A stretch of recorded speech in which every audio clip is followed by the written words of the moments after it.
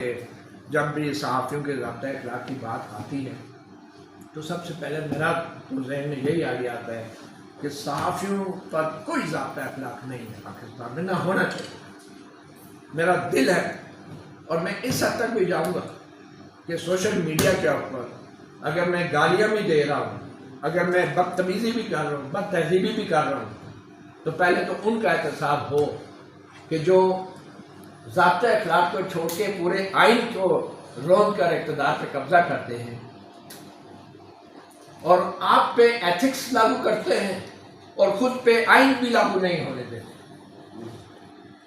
آپ کو کہتے ہیں کہ آپ لوگوں کی ذہن سازی کر رہے ہیں، آپ ان کا ذہن پراگندہ کر رہے ہیں اور خود عدلیہ پہ بھی قبضہ، حکومت پہ بھی قبضہ، پارلیمنٹ پہ بھی قبضہ، میڈیا پہ بھی قبضہ، لوگوں کے ذہن سازی، لوگوں کے نہ صرف اقتدار پہ بلکہ لوگوں کے ذہنوں پہ بھی قبضہ کیا جاتا ہے ان نو آبجیکشن سرٹیفکیٹ والے تجزیہ کاروں اور دفاعی تجزیہ کاروں کے ذریعے۔ حالت یہ ہو گئی ہے کہ پہلے صرف دفاعی تجزیہ کاروں کی لسٹ آتی تھی، اب تو معاملہ دفاعی تجزیہ کاروں سے آگے نکل گیا۔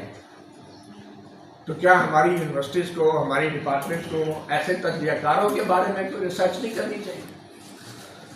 ٹیلی ویژن کانٹینٹ کے اوپر ریسرچ نہیں کرنی چاہیے؟ اخبار کے اوپر ریسرچ نہیں کرنی چاہیے؟ ہم نے بڑا پریکٹیکلی موو کرنا ہے۔ یہ اچھی بات ہے کہ ہمیں شور شرابہ کرنا چاہیے، رونا دھونا کرنا چاہیے، مگر پھر ہمیں تھوڑا سا آگے سوچنا ہے، because we are not ordinary peoples. اور جو عام لوگ باہر سڑکوں پہ پھر رہے ہیں وہ ہماری طرف دیکھتے ہیں کہ یار یہ پڑھا لکھا ہے، کوئی ہمارے لیے کچھ کرے گا۔ وہ عام لوگ بے بس ہیں، وہ ہم پہ ڈپینڈ کر رہے ہیں کیونکہ انہی کے وسائل ہیں، انہی کا جو شہر ہے، وہاں سے ہم نے ان وسائل کی وجہ سے ہم یہاں تک پہنچے ہیں کہ آج ہم مختلف معاملات کو اپنے الفاظ میں پڑھو کے اس کو کہیں نہ کہیں بیان کر سکتے ہیں۔ اور صحافیوں کے اوپر یہ ڈیفینیٹلی ذمہ داری آتی ہے، مگر میں سمجھتا ہوں صرف صحافی نہیں، ہر وہ پڑھا لکھا شخص جو معاشرے کو دیکھتا ہے، محسوس کرتا ہے اور اپنے الفاظ سے معاملات کو بیان کر سکتا ہے، یہ اس کی ذمہ داری ہے کہ وہ بولے۔ میں نے ایک ٹیلی ویژن پہ ایک مختصر عرصے کے لیے پروگرام کیا تھا، بولو گے تو جانو گے اور جانو گے تو بولو گے، یعنی کہ یہ دونوں چیزیں جب تک نہیں ہوگی نا تو آپ دونوں چیزیں نہیں کر سکتے۔ بغیر بولے آپ جان نہیں پاؤ گے کبھی، اور بغیر معلومات حاصل کیے، بغیر جانے آپ کے پاس بولنے کے لیے کچھ نہیں ہوگا۔ تو ان ویلیوز کو پروموٹ کرنا بہت ضروری ہے۔ اور پھر بات وہی آ جاتی ہے آج کے دن کے آرٹیکل 19 کے اوپر بھی یونیورسٹیز کے اندر کنٹینیوسلی ایک مانیٹری ہونی چاہیے کہ جو آرٹیکل 19 مانیٹر کہیں اس کو یا اینول انڈیکس کہیں کہ کس حد تک یہ امپلیمنٹ ہوتا ہے، because this is the king of all rights. Article 19 is the king of all rights. میں کہتا ہوں زندہ رہنے کے حق سے بھی زیادہ جو ہے بولنے کا حق امپورٹنٹ ہے، کیونکہ بولنے سے حق سے جڑا کروڑوں عوام کے حقوق ہیں، جبکہ زندہ رہنے کا حق ایک شخص کا ہوتا ہے، جبکہ بولنے کا حق سے جڑا کروڑوں عوام کی زندگی ہے، جاننے کے حق سے، بولنے کے حق سے۔ تو اس آرٹیکل 19 کے حوالے سے بھی یونیورسٹیز کو continuously as a watch dog, as a monitor report کرنی چاہیے۔ اور آپ بدنیتی کا عالم دیکھیں کہ کہا جاتا ہے کہ قانون بن گیا، پہلا سوال تو یہی آتا ہے کہ قانون کا حوالہ وہ لوگ دیتے ہیں جو آئین کو نہیں مانتے، وہ قانون بنا رہے ہیں ہمارے لیے، خود وہ آئین کو نہیں مانتے، ہمارے لیے قانون بنا رہے ہیں، بلکہ صحافیوں کہہ رہے ہیں آپ کا ضابطۂ اخلاق ہونا چاہیے، اور وہ خود بھی ضابطۂ اخلاق نہیں بنانا چاہتے کیونکہ انہیں پتہ ہے ایک دفعہ ضابطۂ اخلاق بن گیا تو وہ جو ضابطۂ اخلاق ہے وہ صرف صحافیوں پہ نہیں ہوگا، وہ حکومت پہ بھی لاگو ہوگا۔ تو نئی دلچسپی رکھتے وہ لوگ کسی بھی ضابطۂ اخلاق میں، اور یہ جو کہتے ہیں کہ سوشل میڈیا پہ پگڑی اچھال دی، فلاں اچھال دی، آپ نے سیاستدانوں کی شلواریں تک اتار دی ہیں اور آپ پگڑی اچھالنے پہ آپ بات کر رہے ہیں۔ آپ لوگوں نے کہیں کا چھوڑا نہیں ہے. معذرت کے ساتھ حقیقت جو ہے وہ یہی ہے کہ ہمیں بتایا جاتا ہے کہ یہ ضابطۂ اخلاق نہیں ہے. کوئی سوشل میڈیا پہ کوئی کسی کے ساتھ کچھ بھی کر سکتا ہے. تو بھئی جو آپ کر رہے ہیں وہ کیا ہے؟ تو میری یہ رائے ہے کہ ہم سب کو مل کے پہلے جو سب سے بڑا پرابلم ہے کہ ملک میں جمہوریت ہونی چاہیے, فریڈم آف ایکسپریشن ہوگی تو اسی سے جمہوریت کی طرف ہم جائیں گے. اور ہمیں بطور جو ینگ جنریشن ہے, اب یہ جو ینگ جنریشن آئی ہے جس کو کہا جاتا ہے کہ کوئی یوتھیا کہتا ہے, کوئی پٹواری کہتا ہے, کوئی جیالا کہتا ہے, یہ ہر دور میں یہ القابات دیے گئے ہیں. اس ینگ جنریشن کی وجہ کون ہے؟ اس ینگ جنریشن کی وجہ یہی جنرل باجوہ, یہی جنرل فیض, یہی جنرل ظہیر الاسلام, یہی جنرل پاشا, یہی لوگ تھے اس ینگ جنریشن کو جو پروڈکٹ انہوں نے بنایا ہے. ان کو پالیٹیشن سے متنفر کیا گیا, پالیٹکس سے متنفر کیا گیا, ڈیموکریسی سے متنفر کیا گیا. ان کو ایک فین فالوورز بنا دیا گیا. ان کے سامنے ایک ٹیلی ویژن کا جو ہے وہ ہیرو لے کر آئے اور لوگ جو ہیں نوجوان جو اس کے پیچھے جو ہے وہ فین فالوور کے طور پہ بھاگے. انہوں نے کوئی نہیں پوچھا یا دیکھا کہ اس کا سیاسی نظریہ کیا ہے, اس کا سیاسی منشور کیا ہے. انہوں نے ایک صرف کرکٹ لیجنڈ دیکھا. اس میں کوئی برائی نہیں ہے فین فالوئنگ میں, مگر بات یہ ہے کہ آپ نے سیاست کو, نظریات کو نکال ہی دیا ہے الیکٹورل پروسیس کے اندر سے.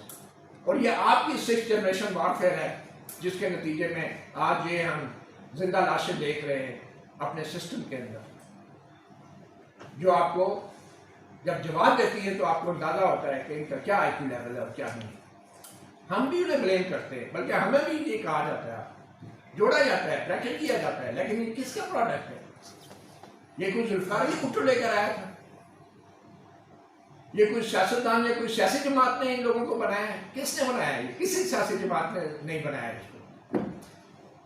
جس سیاسی جماعت کی بات ہوتی ہے وہ سیاسی جماعت خود کہاں سے آئی ہے؟ یہ ساری کہاں سے آئی ہیں بھائی جان؟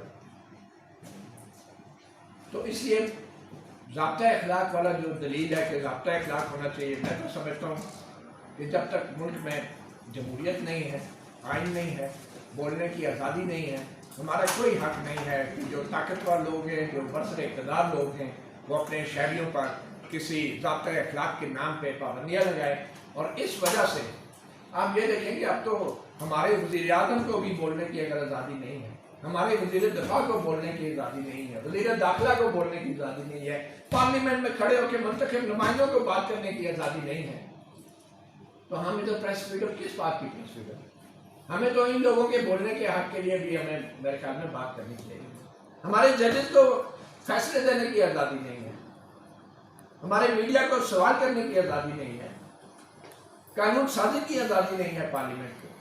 تو یہ ساری آزادیوں کے لیے ہمیں بات کرنی چاہیے. اور میرا یہ خیال ہے کہ ہر اس طرح کی گیدرنگ میں ایک تو throughout the year consistently اس پہ ریسرچ اور مانیٹرنگ کا جو میکینزم ہے وہ پہ ڈیوائڈ کرنا چاہیے. اور اس کے بعد پولیٹیکل پارٹیز کو, سول سوسائٹی, انٹیلیجنشیا جو ہے اس کو ریگرسلی جو ہے ایسا کانٹینٹ, ریسرچ کانٹینٹ لے کے سامنے لانا چاہیے کہ جس کی بنیاد پہ اگر حکومتیں فیصلہ نہیں بھی کر پاتی تو پھر عوام خود فیصلہ کرے. Thank you.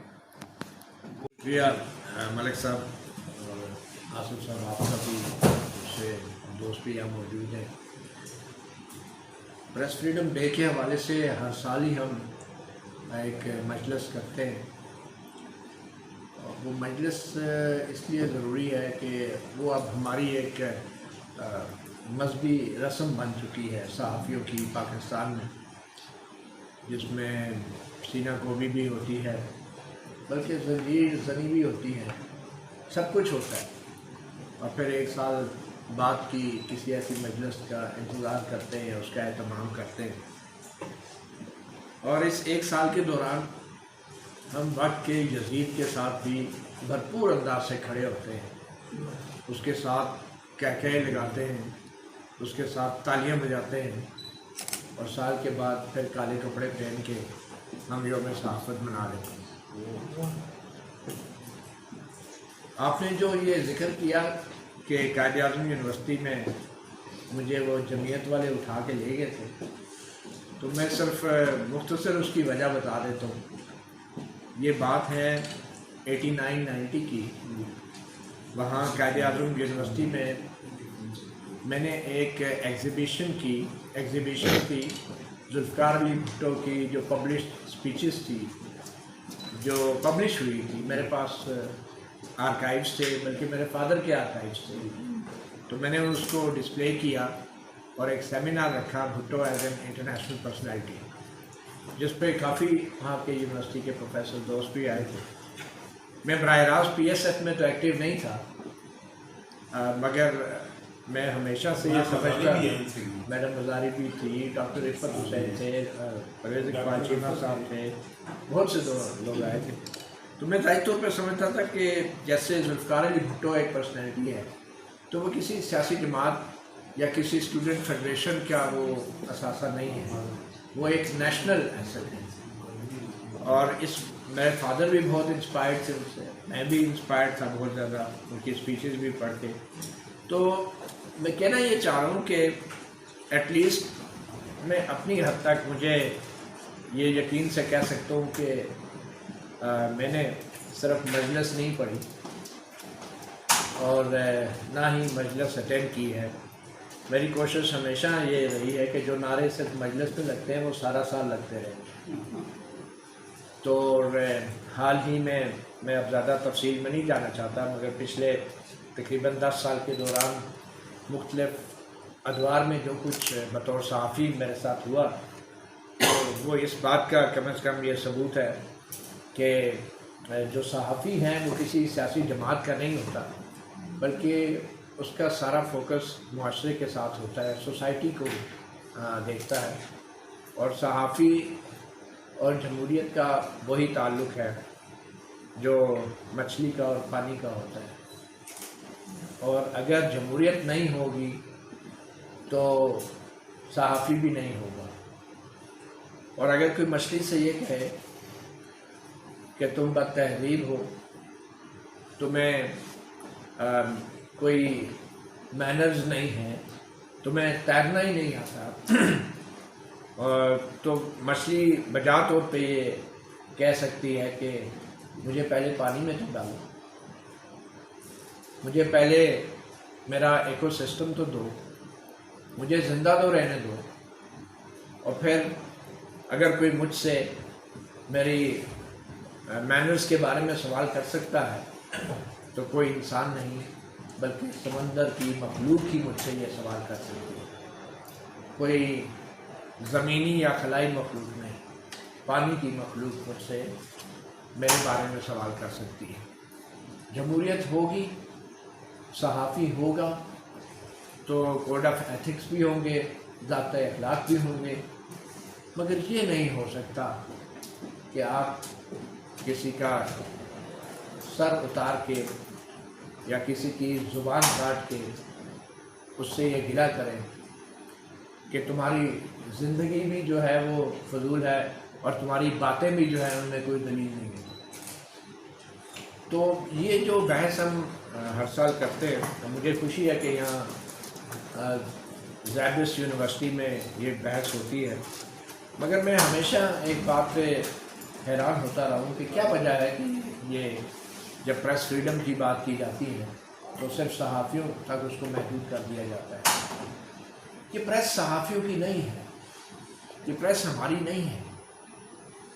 یہ جو صحافت ہے یا جو پریس ہے یا جو یہ پروفیشن ہے، یہ عوام کا ہے، عام لوگوں کا ہے. بالکل اسی طرح جس طرح سیاسی جماعت سیاستدانوں کی نہیں ہوتی، بالکل اسی طرح کہ جس طرح ڈاکٹری یا وکالت وہ ڈاکٹروں اور وکیلوں کے لیے نہیں ہوتی. تو جب ہم پریس فریڈم کی بات کرتے ہیں تو میں تو ہمیشہ یہ سوچتا ہوں کہ اس چھوٹے سے ہال میں یہ فنکشن کرنے کی بجائے ذوالفقار علی بھٹو یونیورسٹی کا جو کم از کم آڈیٹوریم ہے، اس میں یونیورسٹی کے تمام اسٹوڈنٹس کو پابند کیا جائے کہ وہ آئیں. ہر ڈپارٹمنٹ کے جو لوگ، چاہے وہ سوشل سائنسز ہیں چاہے وہ نیچرل سائنسز ہیں، یہ ایک ایسا معاملہ ہے پریس فریڈم کا کہ جس کا تعلق انسان سے ہے، کسی پیشے سے نہیں، جس کا تعلق انسانیت سے ہے، جس کا تعلق इंसानी हकूक़ से है, और इंसान सिर्फ सहाफ़ी नहीं होते हैं, हालांकि सहाफ़ी भी आकर इंसान होते हैं, मगर फिर भी मैं समझता हूँ कि ये मामला ऐसा है कि जिसमें आम लोगों को इन्वॉल्व करने की बहुत ज़रूरत है। और फिर यूनिवर्सिटी क्या कर सकती है इस हवाले से, क्योंकि इस वक्त हम यूनिवर्सिटी में बैठे तो हमने हर साल की तरह सिर्फ नोहा नहीं पढ़ना, जनरली इसका कोई रास्ता भी निकालना। उस रास्ते के लिए हमें कुछ मखसूस फैसले करने हैं, कुछ सरगर्मियाँ करनी हैं, कुछ पॉलिसीज़ बनानी हैं। क्या हम वो कर रहे हैं? हम इंतज़ार तो करते हैं प्रेस फ्रीडम डे का, लेकिन मेरा ये ख्याल है कि हमें नहीं करना चाहिए प्रेस फ्रीडम डे का इंतज़ार, क्योंकि इतना वक्त नहीं है कि हम इस दिन का इंतज़ार करते रहें। मैं अगर मिसाल के तौर पे मैस कम्युनिकेशन डिपार्टमेंट किसी का हेड होगा, तो सबसे पहले तो मैं इस बात को यकीनी बनाऊंगा कि बतौर एक ज़िम्मेदार शहरी हमने मुल्क में जमहूरियत की बहाली के लिए सोचना है, और उस सिंध के लिए बतौर एक शहरी, बतौर एक स्टूडेंट ऑफ जर्नलिज्म हम क्या कर सकते हैं। मिसाल के तौर पे if I am the head of department, तो मेरे जहन में जो सबसे पहली तजवीज़ आती है कि जितने भी जर्नलिस्ट हैं उन सब के जो असाइनमेंट्स होती हैं, जो रिसर्च प्रोजेक्ट्स होते हैं, आप वो टॉपिक्स उनके वो सिलेक्ट करें कि जिसकी रिसर्च से न सिर्फ ये कि मीडिया इंडस्ट्री को और आम इंसानों को, जमहूरियत को, सियासी जमातों को कुछ ऐसा डाटा मिले कि जिसकी बेस पे वो सियासी जमातें मजबूर हो जाए कि वो फंडामेंटल राइट्स और प्रेस फ्रीडम के लिए काम करें। क्या हमारी मैस कम्युनिकेशन डिपार्टमेंट के अंदर कोई ऐसी रिसर्च असाइन की जाती है जिसमें चंद स्टूडेंट्स या उनका ग्रुप जो है वो ये बताए कि पिछले साल पाकिस्तान पीपल्स पार्टी का प्रेस फ्रीडम के लिए क्या कंट्रीब्यूशन रही है? क्या हमने कोई ऐसी इंडेक्सेशन की है कि जिससे हमें यह अंदाज़ा हो कि मुख्तलिफ सियासतदान जो हैं पिछले साल उनकी प्रेस फ्रीडम या फ्री स्पीच के हवाले से क्या कंट्रीब्यूशन, क्या परफॉर्मेंस रही है, और उनमें से कितने ऐसे हैं कि जो प्रेस फ्रीडम फाइटर्स नहीं बल्कि प्रेडिटर्स हैं, उनको आइडेंटिफाई करना। ये किसने करना? ये पूरी महज़ब दुनिया के अंदर ये काम यूनिवर्सिटीज़ में होता है। Universities are the centre of excellence, और ख़ास तौर पे जब आपकी सियासी जमातें कंप्रोमाइज़ हो चुकी हैं, अदालतें कंप्रोमाइज़ हो चुकी हैं, तो ये वो नौजवान लोग हैं कि जिनको आपने इस नई दुनिया के लिए तैयार करना है, क्योंकि जो बाबे हैं, जो बूढ़े हैं, जो कंप्रोमाइज़ कर चुके हैं, इन लोगों की खेप आपने तैयार करनी है कि जो इन जैसे न बने।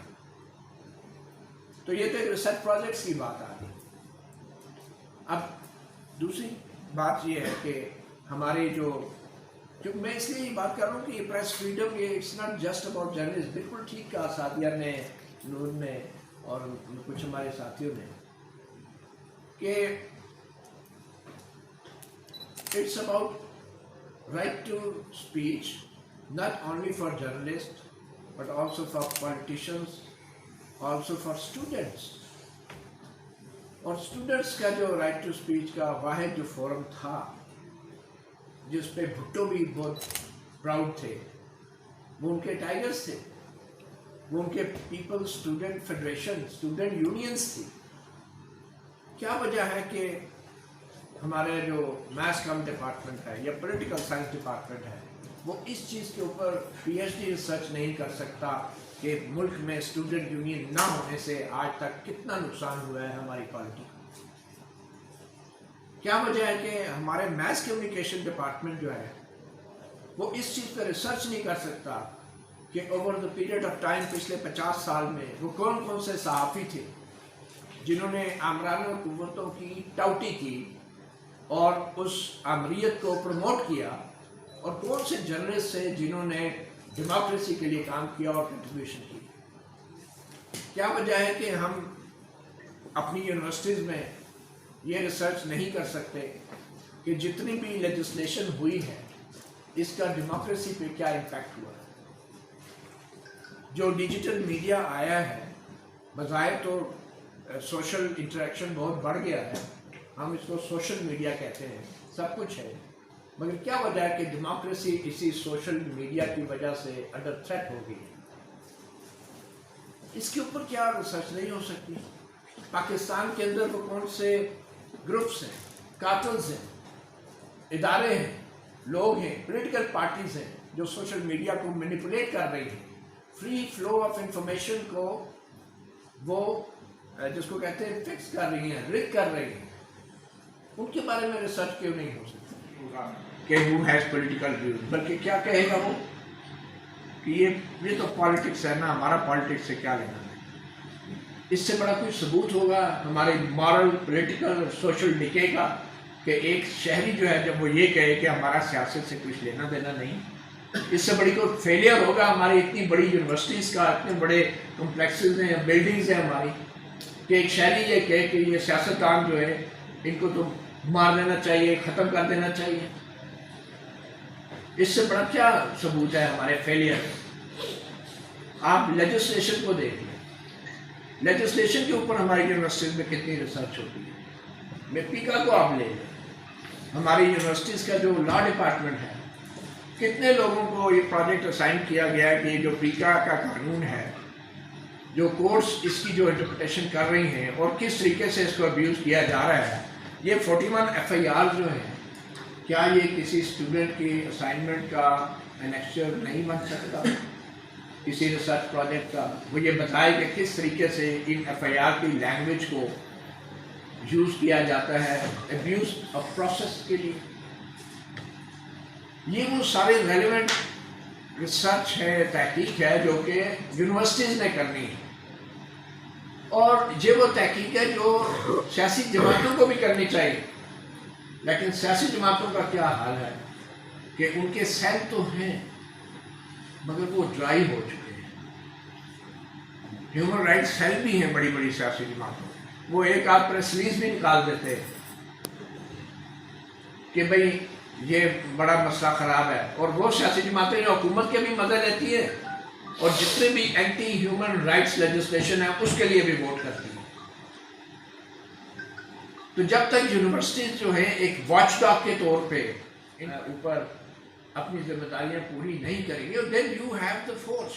एक क्लास में 50-60 स्टूडेंट हो, आप उसको एक दफ़ा कहीं फील्ड में ले जाएं, उनको कचहरी में विजिट करवाएं और उनसे कहें कि वो जो कचहरी में कैदी आते हैं, मुलजम आते हैं, एक एक स्टूडेंट जो है उसकी लाइफ का इंटरव्यू करेगा और फिर वो सारे आपस में डिस्कस करके बताएं कि कहाँ पे अब्यूज़ ऑफ लॉ हो रहा है, कोर्ट्स में कैसे FIR काटी जाती हैं, किस तरीके से रिमांड लिए जाते हैं, किस तरीके से जमानतें दी जाती हैं, वकील किस तरह एक्सप्लॉइट करते हैं, प्रोसिक्यूटर्स किस तरह एक्सप्लॉइट करते हैं, जजेस किस तरह जो है वो केस को चलाते हैं और कितने अप्रोचेबल होते हैं। तो अगर हम सब ये नहीं कर रहे, तो हम सिर्फ अगर यही कर रहे हैं तो फिर हमारे पास कोई राइट नहीं है कि हम किसी सियासी जमात को कहें कुछ या किसी इदारे को कहें। मैं फिर ये कहूँगा कि जब भी सहाफ़ियों के ज़ाब्ता अखलाक की बात आती है तो सबसे पहले मेरा तो जहन में यही आइडिया आता है कि सहाफ़ियों पर कोई ज़ाब्ता अखलाक नहीं है पाकिस्तान में, ना होना चाहिए। मेरा दिल है और मैं इस हद तक भी जाऊँगा कि सोशल मीडिया के ऊपर अगर मैं गालियाँ भी दे रहा हूँ, अगर मैं बदतमीज़ी भी कर रहा हूँ, बदतहज़ीबी भी कर रहा हूँ, तो पहले तो उनका एहतसाब हो कि जो ज़ाब्ता अखलाक को छोड़ के पूरे आइन को रोन कर इक़्तिदार पे कब्जा करते हैं और आप पे एथिक्स लागू करते हैं और खुद पे आइन भी लागू नहीं होने देते। आपको कहते हैं कि आप लोगों की जहन साजी कर रहे हैं, आप उनका जहन प्रोपेगेंडा कर रहे हैं और खुद अदलिया पे भी कब्जा, हुकूमत पे भी कब्जा, पार्लियामेंट पे भी कब्जा, मीडिया पे भी कब्जा, लोगों के जहन साजी, लोगों के न सिर्फ इक़्तिदार पे बल्कि लोगों के जहनों पे भी कब्जा किया जाता है इन नो ऑब्जेक्शन सर्टिफिकेट वाले तज्ज़ियाकारों और दिफाई तज्ज़ियाकारों के जरिए। हालत ये हो गई है कि पहले सिर्फ दिफाई तज्ज़ियाकारों की लिस्ट आती, अब तो मामला दिफाई तज्ज़ियाकारों से आगे निकल गया। تو کیا ہماری یونیورسٹیز کو، ہماری ڈپارٹمنٹ کو ایسے تجزیہ کاروں کے بارے میں کوئی ریسرچ نہیں کرنی چاہیے؟ ٹیلی ویژن کانٹینٹ کے اوپر ریسرچ نہیں کرنی چاہیے؟ اخبار کے اوپر ریسرچ نہیں کرنی چاہیے؟ ہم نے بڑا پریکٹیکلی موو کرنا ہے. یہ اچھی بات ہے کہ ہمیں شور شرابہ کرنا چاہیے، رونا دھونا کرنا چاہیے، مگر پھر ہمیں تھوڑا سا آگے سوچنا ہے. Because we are not ordinary peoples. اور جو عام لوگ باہر سڑکوں پہ پھر رہے ہیں وہ ہماری طرف دیکھتے ہیں کہ یار یہ پڑھا لکھا بھی کوئی ہمارے لیے کچھ کرے گا. وہ عام لوگ بے بس ہیں، وہ ہم پہ ڈپینڈ کر رہے ہیں کیونکہ انہی کے وسائل ہیں، انہی کا جو شہر ہے، وہاں سے ہم نے ان وسائل کی وجہ سے ہم یہاں تک پہنچے ہیں کہ آج ہم مختلف معاملات کو اپنے الفاظ میں پڑھو کے اس کو کہیں نہ کہیں بیان کر سکتے ہیں. اور صحافیوں کے اوپر یہ ڈیفینیٹلی ذمہ داری آتی ہے، مگر میں سمجھتا ہوں صرف صحافی نہیں، ہر وہ پڑھا لکھا شخص جو معاشرے کو دیکھتا ہے، محسوس کرتا ہے اور اپنے الفاظ سے معاملات کو بیان کر سکتا ہے، یہ اس کی ذمہ داری ہے کہ وہ بولے. میں نے ایک ٹیلی ویژن پہ ایک مختصر عرصے کے لیے پروگرام کیا تھا، بولو گے تو جانو گے اور جانو گے تو بولو گے. یعنی کہ یہ دونوں چیزیں جب تک نہیں ہوگی نا تو آپ دونوں چیزیں نہیں کر سکتے. بغیر بولے آپ جان نہیں پاؤ گے کبھی، اور بغیر معلومات حاصل کیے، بغیر جانے آپ کے پاس بولنے کے لیے کچھ نہیں ہوگا. تو ان ویلیوز کو پروموٹ کرنا بہت ضروری ہے. اور پھر بات وہی آ جاتی ہے آج کے دن کے